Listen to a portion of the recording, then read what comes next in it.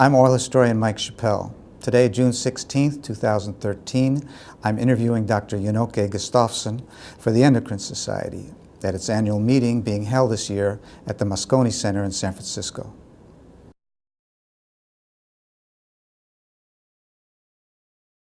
Elwood Johnson, who died this year at the age of 92, he actually had discovered the nuclear receptors at the end of the 50s, the estrogen receptor.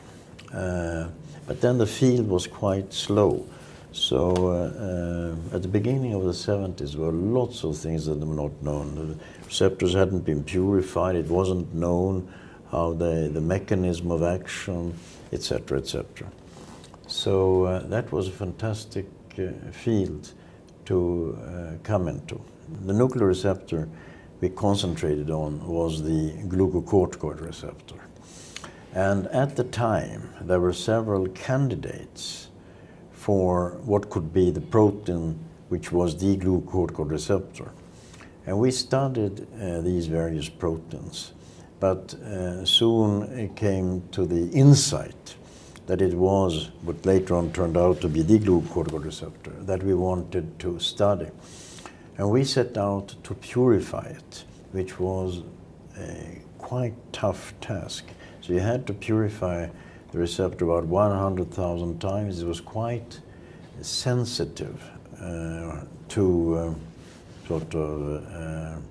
the chemistry we had to apply to purify it.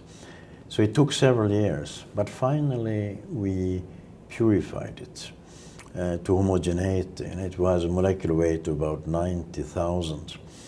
And at that time we had also, using various techniques, we had determined that the receptor consisted of 3 different domains: the ligand binding domain, the DNA binding domain, and then a domain to which our antibodies bound. So we call it the immunodominant domain. And this structure, architecture of the glucocorticoid receptor turned out to be true later on when it was cloned, and it was also true for the other nuclear receptors. Then, so those were breakthroughs. What then followed was also a period of exciting work, because since we had the only purified receptor, we in the world, we were at a position where we could start to study its mechanism, because it was known that receptors had some type of affinity to DNA. If you passed it through a DNA cellulose column, then you had a non-specific adherence of the receptor to the matrix. But so we needed some new technique, and then we made contact with a guy at UCSF actually, Keith Yamamoto, and he had studied another aspect of receptor action, namely how it interacted with DNA. And he was studying murine mammary tumor virus, MMTV.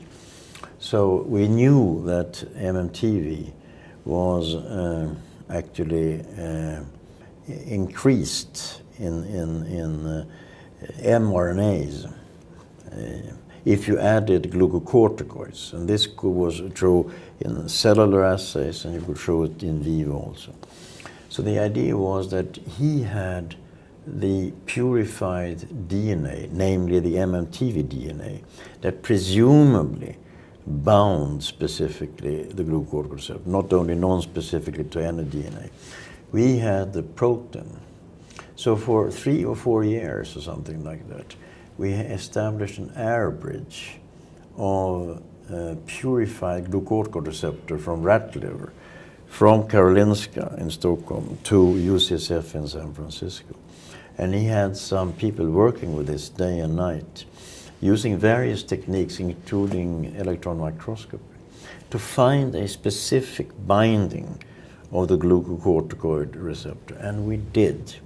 And it turned out that there were a couple of different sites in the MMTV And that was the first time a specific binding had been shown. It revolutionized the field, because suddenly people could understand the glucose receptor, like other DNA binding proteins, could bind to DNA specifically, have sort of a parking place, predetermined parking place with a special sequence of nucleotides. So that was an enormous thing. And people published on similar things after that as a confirmation.